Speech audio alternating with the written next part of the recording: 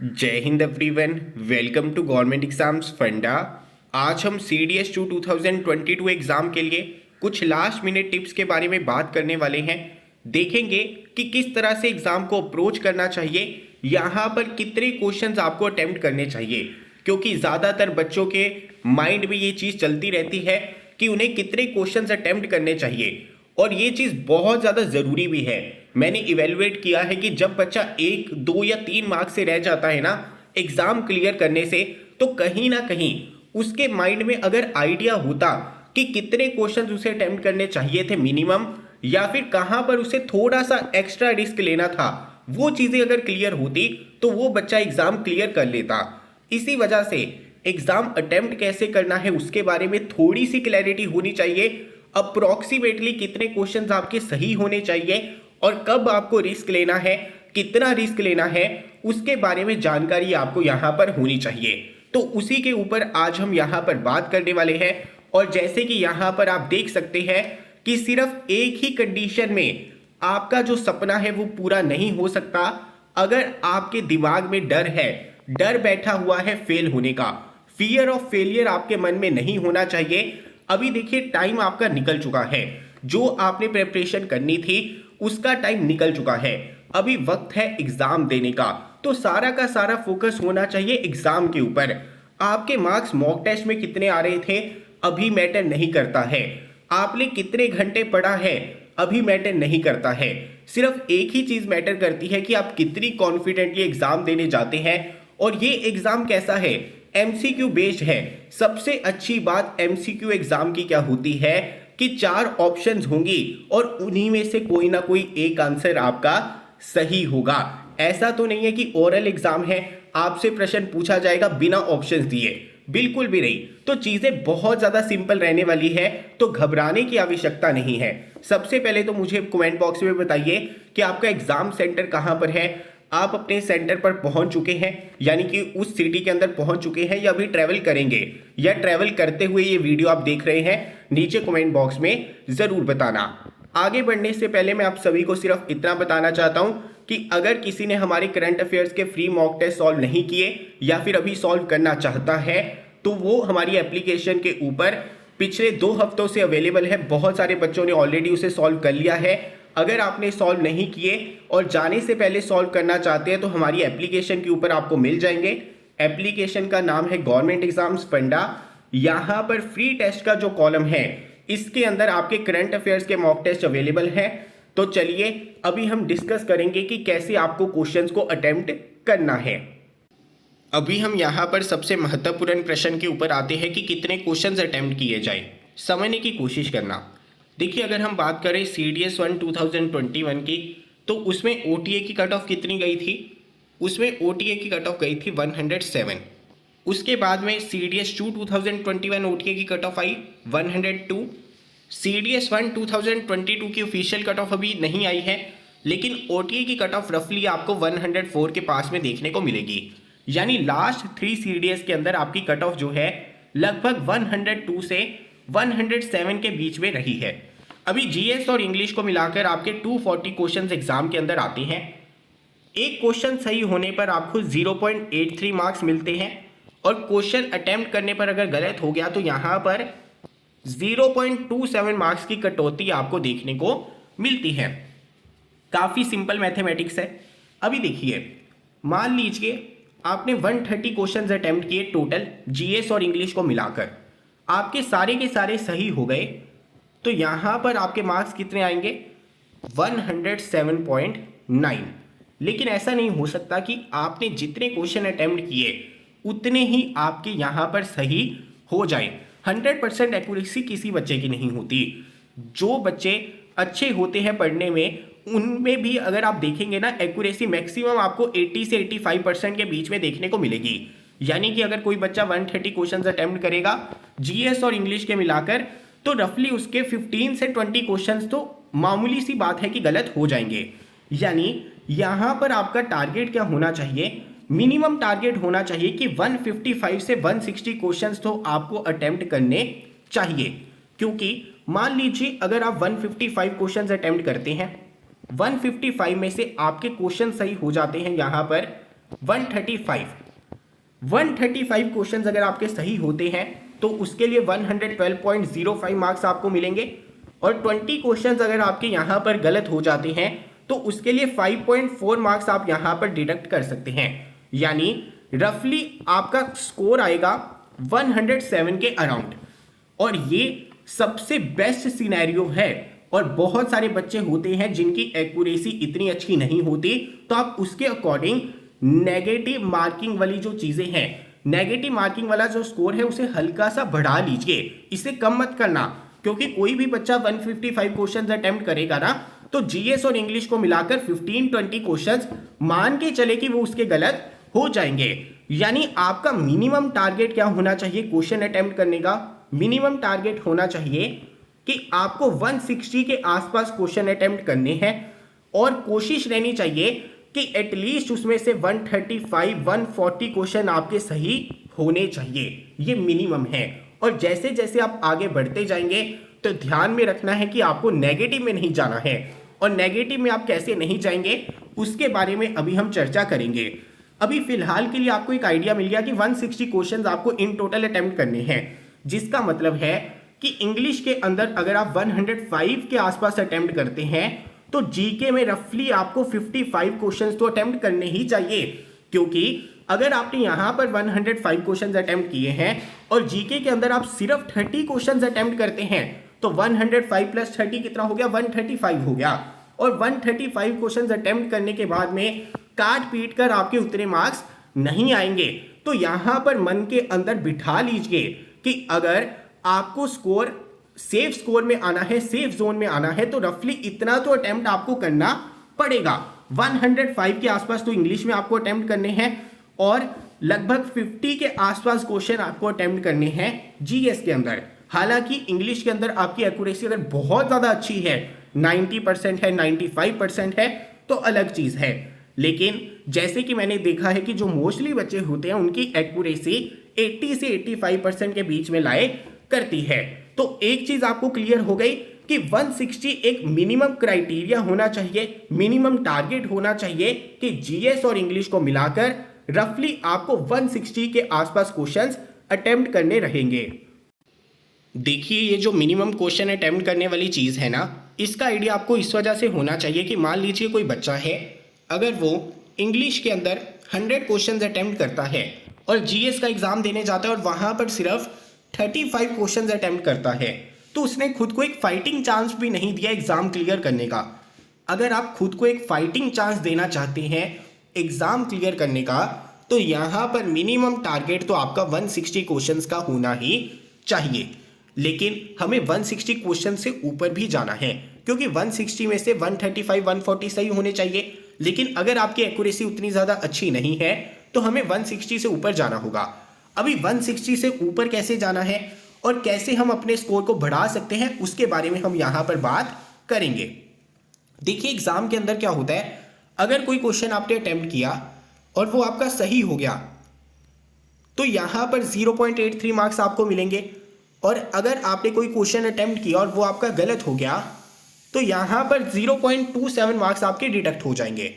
अगर मैं randomly 4 questions उठाता हूं जो डाउटफुल हैं, जिनके बारे में आपको आइडिया नहीं है, 100% श्योरिटी नहीं है कि आंसर क्या होगा। मान लीजिए 4 क्वेश्चंस हमने उठाए, उनमें से एक क्वेश्चन आपका सही हो गया लेकिन बाकी 3 हो गए गलत, तो यहां पर नेट स्कोर आपका क्या आएगा? नेट स्कोर आपका आएगा 0, नेट स्कोर आपका आएगा अंडा। यानी कि अगर आप 4 क्वेश्चंस अटेम्प्ट करते हैं, उनमें से एक सही हो जाता है और 3 गलत हो जाते हैं, तो यहां पर नेट आपको 0 देखने को मिलता है। यानी आपका टारगेट होना चाहिए कि जब भी आप रिस्क लेते हैं, डाउटफुल क्वेश्चन अटेम्प्ट करते हैं, तो 4 में से कम 2 आपके यहां पर सही होने चाहिए। अगर 2 गलत भी हो जाते हैं तो भी आपका स्कोर रहेगा पॉजिटिव में। ऐसा तो बिल्कुल नहीं होना चाहिए कि 4 आपने अटेम्प्ट किए और 4 के 4 ही गलत हो गए। रिस्क लेना इस वजह से फायदेमंद साबित हो जाता है, क्योंकि जब आप 4 अटेम्प्ट करते हैं ना, तो उनमें से एक सही हो ही जाता है। लेकिन अभी आप कितने क्वेश्चंस अटेम्प्ट करें और कैसे अटेम्प्ट करें कि 4 में से 2 आपके सही होने स्टार्ट हो जाए, इसके लिए आपको क्या करना है?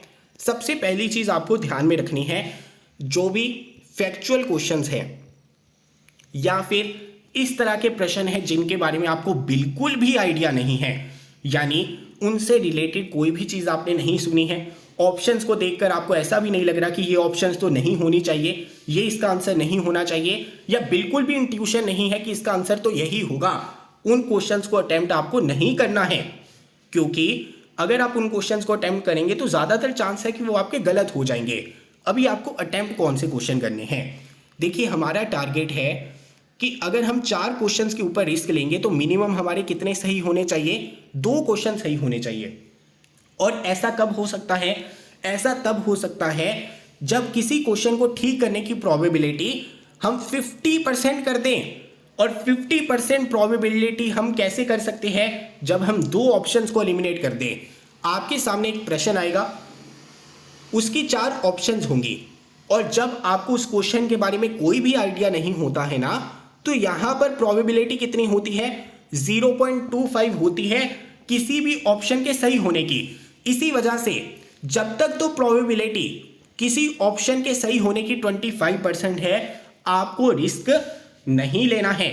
इसी वजह से जो फैक्चुअल क्वेश्चन होता है, कोई ऐसा सिनोनिम एंटोनिम है जिसके बारे में बिल्कुल आइडिया नहीं है, जो क्वेश्चन है उनकी ऑप्शंस के बारे में बिल्कुल आइडिया नहीं है, तो आपको यहां पर रिस्क नहीं लेना है। आपको रिस्क तब लेना है जब यहां पर किसी ऑप्शन के सही होने की प्रोबेबिलिटी कितनी हो जाएगी? 50% हो जाएगी। क्योंकि यहां पर 4 में से हमें 2 क्वेश्चन सही करने हैं, और 4 में से 2 क्वेश्चन तभी सही होंगे अगर 50% प्रोबेबिलिटी होगी हमारे क्वेश्चन के सही होने की।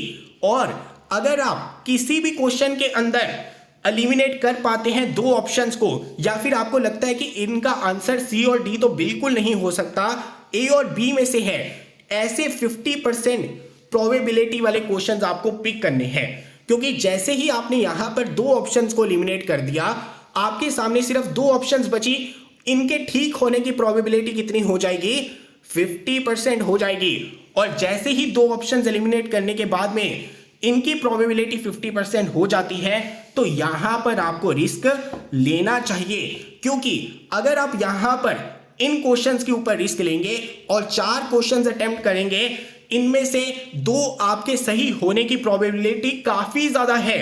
अगर कभी आपकी खस्ता हालत हो भी गई तो यहां पर एक क्वेश्चन तो आपका सही हो ही जाएगा, आप नेगेटिव में नहीं जाएंगे। नेगेटिव में आप तभी जाते हैं जब आप उस तरह के क्वेश्चंस अटेम्प्ट करते हैं जहां पर प्रोबेबिलिटी क्वेश्चन के सही होने की 50% से कम थी। अगर 50% प्रोबेबिलिटी वाले क्वेश्चन आपके सामने आते हैं, उसे बेझिझक अटेम्प्ट आप कर सकते हैं। 4-4 के पेयर बना लीजिए, 8 क्वेश्चन अटेम्प्ट कीजिए, 12 कीजिए, 16 कीजिए, लेकिन क्वेश्चंस आपको सिर्फ और सिर्फ वही अटेम्प्ट करने हैं जहां पर आप 2 ऑप्शंस को एलिमिनेट कर पाते हैं। इस तरह से अगर आप चलेंगे तो 160 के ऊपर आप बहुत सारे क्वेश्चंस अटेम्प्ट कर पाएंगे और सेफ जोन में रहकर अटेम्प्ट कर पाएंगे। अभी आपको यहां पर बिल्कुल क्लियर हो जाना चाहिए कि कब आपको किसी क्वेश्चन के अंदर रिस्क लेना है और कब आपको रिस्क नहीं लेना है। आपको रिस्क तभी लेना है उन डाउटफुल क्वेश्चंस के अंदर जहां पर ठीक होने की प्रोबेबिलिटी 50% है।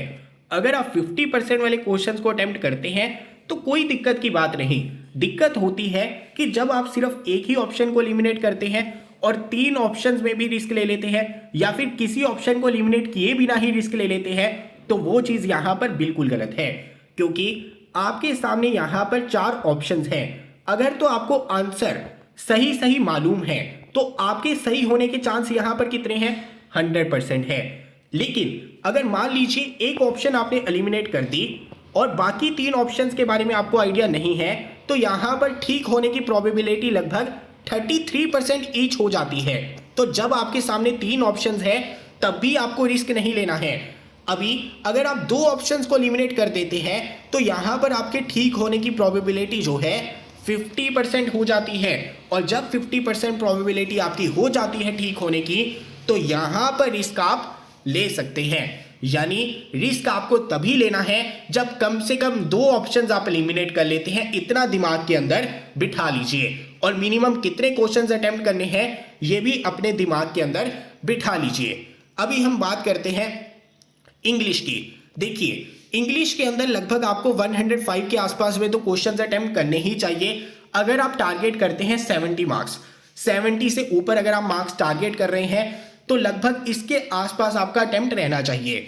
अभी जो बच्चे 105 क्वेश्चन अटेम्प्ट करते हैं और वो भी अच्छी एक्यूरेसी के साथ में करते हैं, मान लीजिए उनकी एक्यूरेसी जो है 90% है, 85% है, तो मैं उनको यहाँ पर सुजेस्ट करूंगा कि आप 15 क्वेश्चंस को स्किप मत कीजिए, क्योंकि अगर आप 105 क्वेश्चंस अटेम्प्ट कर सकते हैं अच्छी एक्यूरेसी के साथ में और यहाँ पर अगर आप 10 एक्स्ट्रा क्वेश्चंस अटेम्प्ट करते हैं ना, तो आप नेगेटिव के अंदर कभी भी नहीं जाएंगे, ये मैं लिख के दे सकता हूं। अगर 85-90% आपकी एक्यूरेसी है इंग्लिश के अंदर, आप 105 क्वेश्चंस अटेम्प्ट करने की बजाय 115 क्वेश्चंस अटेम्प्ट कीजिए। अगर आप 10 एक्स्ट्रा क्वेश्चंस यहां पर अटेम्प्ट करेंगे, उनमें से 4-5 आपके दोबारा से सही हो जाएंगे और आप पॉजिटिव के अंदर जाएंगे। लेकिन जिन बच्चों को इंग्लिश के अंदर दिक्कत है, उन्हें यहां पर 105 के आसपास ही अटेम्प्ट करने चाहिए, उन्हें यहां पर ज्यादा रिस्क नहीं लेना चाहिए, क्योंकि ये डिपेंड करेगा आपकी एक्यूरेसी के ऊपर। अगर इंग्लिश के अंदर एक्यूरेसी अच्छी है, मॉक टेस्ट में आपकी एक्यूरेसी अच्छी आई थी, तो यहां पर आप ज्यादा अटेम्प्ट कीजिए। 105 क्वेश्चंस अटेम्प्ट करने की बजाय 115 कीजिए, क्योंकि इंग्लिश ना काम करती है सेंस के ऊपर। क्योंकि अगर एक आपकी इंग्लिश वाली सेंस है क्वेश्चन सही करने की, तो 105 में अगर आपके क्वेश्चन सही हो रहे हैं ना, तो अगले 10 क्वेश्चन जिनमें आप रिस्क लेंगे, उनमें से भी बहुत सारे क्वेश्चन आपके यहां पर सही हो जाएंगे। लेकिन दोबारा से वही चीज, रिस्क उस तरह के क्वेश्चंस के ऊपर नहीं लेना है जो वोकैब बेस्ड है, जिनके बारे में बिल्कुल आइडिया नहीं है। अगर कोई सिनोनिम एंटोनिम है जिसके बारे में बिल्कुल आइडिया नहीं है, आप ऑप्शन एलिमिनेट नहीं कर पा रहे हैं, तो फिर रिस्क नहीं लेना है। अगर इंट्यूशन नहीं आ रही है कि यही आंसर सही होगा, तो फिर आपको रिस्क नहीं लेना है। या तो आपकी इंट्यूशन आए इंग्लिश के अंदर कि यही ऑप्शन सही होगी, या ऑप्शन एलिमिनेट कर लें, तभी आपको यहां पर रिस्क लेना सही रहेगा। ध्यान में रखना, अगर आपकी एक्यूरेसी इंग्लिश के अंदर अच्छी है, आप 105 क्वेश्चन अटेम्प्ट करने की बजाय 5-10 क्वेश्चन ज्यादा अटेम्प्ट करना, आपको एक पॉजिटिव इंप्रूवमेंट देखने को मिलेगी रेदर देन नेगेटिव। इसके अलावा अगर आपको कोई भी डाउट है तो नीचे कमेंट बॉक्स में आप पूछ सकते हैं, और अगर आपको यहां पर करंट अफेयर्स के मॉक टेस्ट सॉल्व करने हैं तो हमारी एप्लीकेशन के ऊपर चले जाना। और एग्जाम को लेकर अगर आपका कोई भी डाउट है तो नीचे कमेंट बॉक्स में पूछ लेना, मैं आपका यहां पर क्लियर कर दूंगा। कल मिलेंगे आंसर की के साथ में, मिलता हूं अगली वीडियो के साथ। ऑल दी बेस्ट, अच्छा पेपर करके आना, आग लगा देना। जय हिंद।